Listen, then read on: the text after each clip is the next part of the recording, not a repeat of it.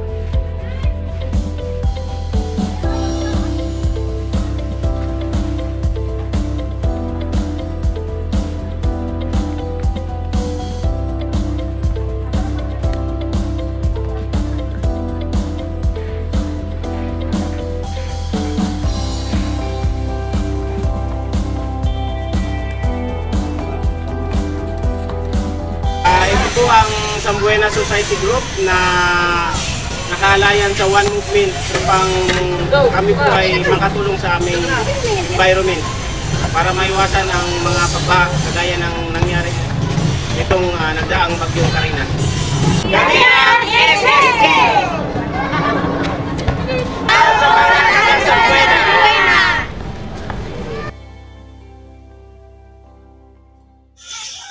Ilang taon na po kayo nakilinis dito? Nasa 3 months ang pag-umpisa namin. 3 months. Ano po, mayroon ba kayong sahod o volunteer lang? Volunteer lang po kami. Shoutout nyo na po lahat ng mga taga Sambuena. Shoutout nga pala sa mga taga Sambuena, sa mga kasamahan ko na masisipag yung nandito sa aking likuran.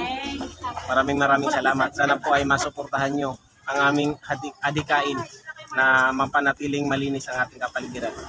Yun lang po, salamat. Ano po pala ang pangalan nyo, kuya? Marlon Bello po, presidente po ng SSG o Sambuena Society Group. Okay, yun. Salamat po ha. Salamat po. Sige.